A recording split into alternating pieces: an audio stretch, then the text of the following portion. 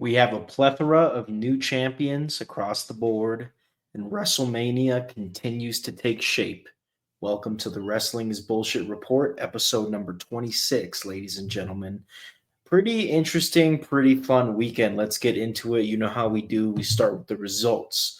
We got four pieces of results here, starting with NXT, as Ricky Saints has defeated Shawn Spears to become the new North American champion. Saints hasn't been in NXT long, and it didn't, of course, take long for him to gain the North American Championship. This is going to be seemingly a top tier North American Championship reign for Ricky Saints. Feels like the North American Championship over at NXT hasn't really meant too much since Obafemi held it, who is now the NXT champion. Seems like Ricky Saints is going to pick up that excellent momentum that Obafemi established for the North American Championship fairly recently. Ricky Saints, new North American champion. Pretty cool. We have a lot going on SmackDown in terms of taking shape for WrestleMania. You see, we had two more matches established, and unfortunately, we had one match formerly established removed from the card. Let's get into the removal of Kevin Owens and Randy Orton, as Kevin Owens will unfortunately need surgery on his neck and will be out indefinitely, potentially forever. Very unfortunate, man. Kevin Owens versus Randy Orton, I'm sure, was a feud and a match that Kevin was personally looking forward to having with a legend like Orton. It was going to go on to be one of the most highly anticipated matches at this year's WrestleMania, as they've been building this story between Orton and Owens for quite a while. So it's very unfortunate to see this go down. It's very unfortunate that Kevin Owens may never wrestle again. If Kevin Owens is not to wrestle again, his very last match would be against Sami Zayn in Toronto, an unsanctioned match, which I think is poetic. You know, Kevin Owens, I think, has done a lot in the business. I think he could have had one more main title run in him, whether it was the Undisputed title or the World Heavyweight Championship. Unfortunately, I think a lot of Kevin Owens was wasted under the creative boredom of Vince McMahon that we suffered through for several years. And I really think we were just beginning to turn a new leaf with KO. I mean, I think the tag team championship run with Sami Zayn, with especially against the Usos at WrestleMania 39, was fantastic. You know, WrestleMania 40, I believe he had a good showing. I'm kind of having trouble remembering what he did off the top of my head, to be completely honest with you. He had the match against Stone Cold Steve Austin, which was solid. The build was a little lackluster, but that's really not his fault. And then he had the nice feud with Cody. He had the good match with Sammy, which could potentially be his last match. And we were getting ready to pay off a long-term story against Orton. It's a real shame, man. I love Kevin Owens. I do want to say nice things about him extensively in this episode. I saw him come into the main roster at least in 2015. I'll be honest with you, I did not see Kevin Steen's work until he was already Kevin Owens feuding with John Cena in 2015. But Kevin Owens intrigued me so much, just a guy with his build being able to move the way that he's able to move. It really brought a unique sense of urgency to WWE when him and John Cena established that feud out of nowhere. I thought it was so fantastic. It really made me want to look into not only Ring of Honor, but independent wrestling as a whole. And man, I got to be honest, without Kevin Owens, I don't know if I'd be as big of a wrestling fan as I am. Kevin Owens is fantastic.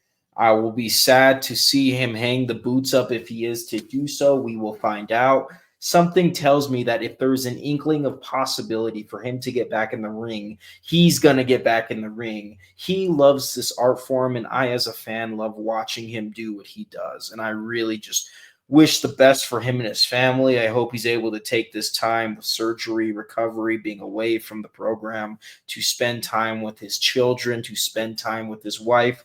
I wish the most for Kevin Owens. I mean, goodness gracious, it's just a shame. We were so close to getting a Mania match against Orton, but there is upside, man. If he is to hang the boots up for good, again, that match with Sami Zayn would go down as his last match. And what better last match for Kevin Owens to have other than Sami Zayn unsanctioned match in Toronto? You know, Kevin Owens has given so much to the business in and out of WWE. If he is to hang it up, then I'll be nothing but appreciative for his great work. He's a generational talent. And yeah, I just wish the best for Kevin Owens. I could feel his energy through the last episode of SmackDown where he did announce that he may be done wrestling for good and the match against Orton at Mania is canceled. I could feel his energy, and I just wish the best for him, man. I hope that spending more time with his family is able to enlighten him and uplift his spirits. And I hope if this is the last we've seen of Kevin Owens in a ring, I hope he's at peace with that. Because I would definitely be at peace with that. It's a shame that we didn't get KO versus Orton, but I would definitely be at peace with that.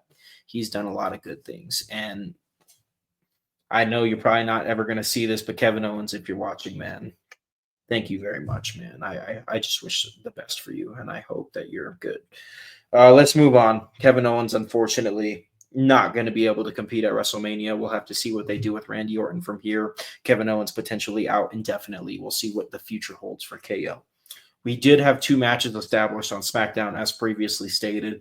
We had Naomi versus Jade Cargill established, which is actually the first women's match in WrestleMania that does not have a title on the line and does not have a stipulation, which is very interesting. We have crafted a story between Naomi and Jade Cargill, 2 women that deserve this accomplishment. You know, no title, no stipulation, just a one-on-one match, a one-on-one women's match. The first time that's ever happened at WrestleMania.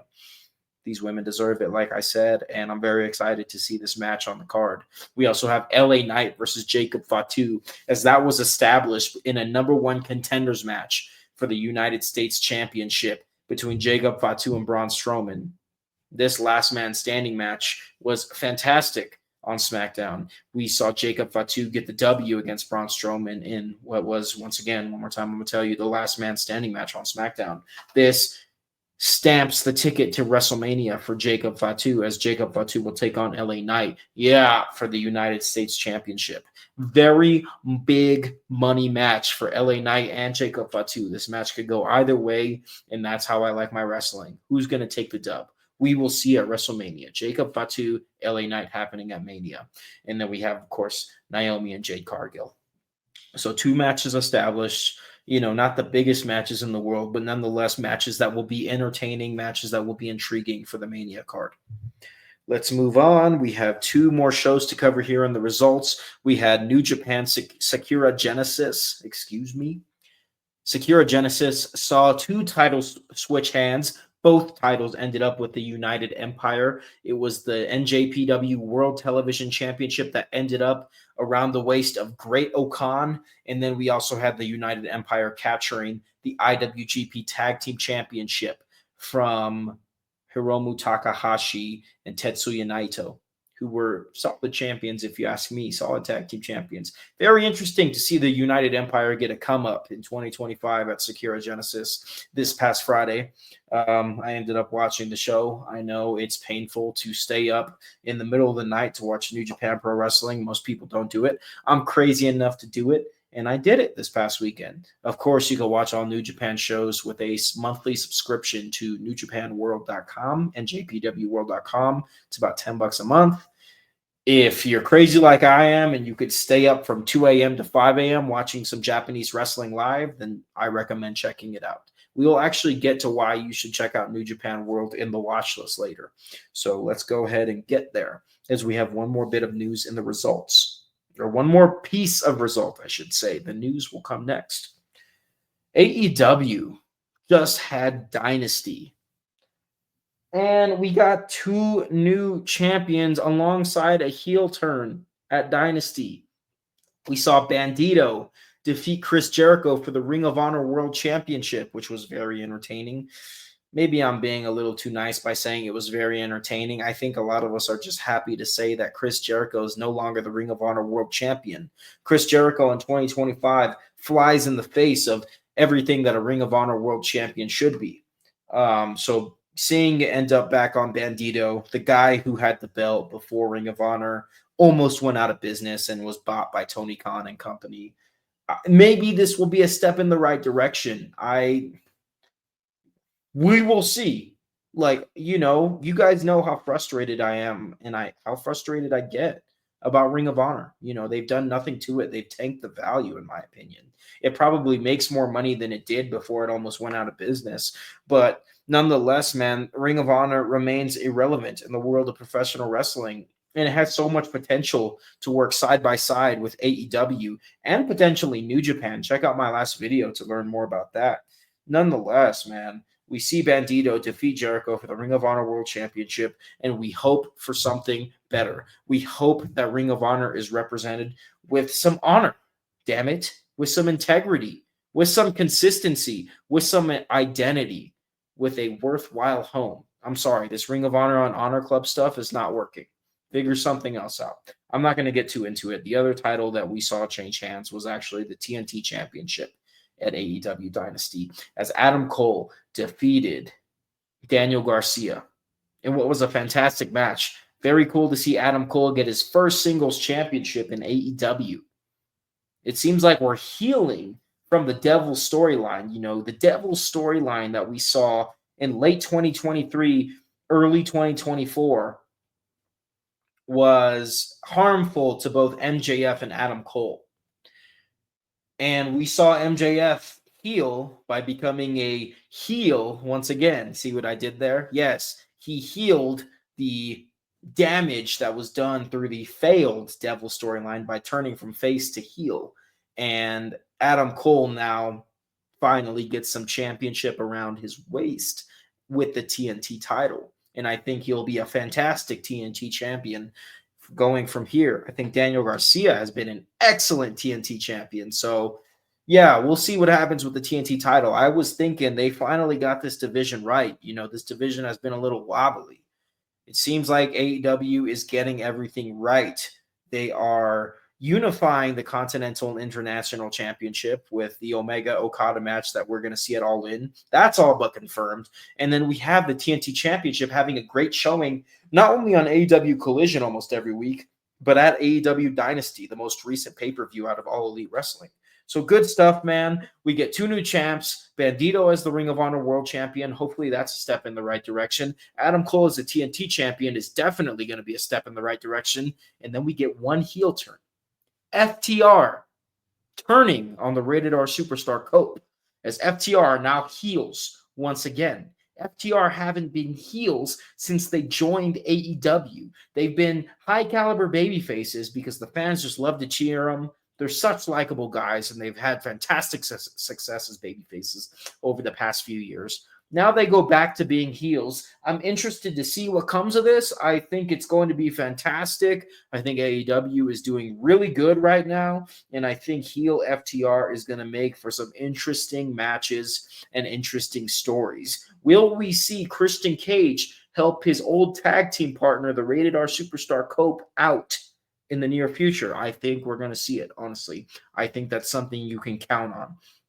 Nonetheless, guys, AEW Dynasty was a fantastic show. Was it perfect?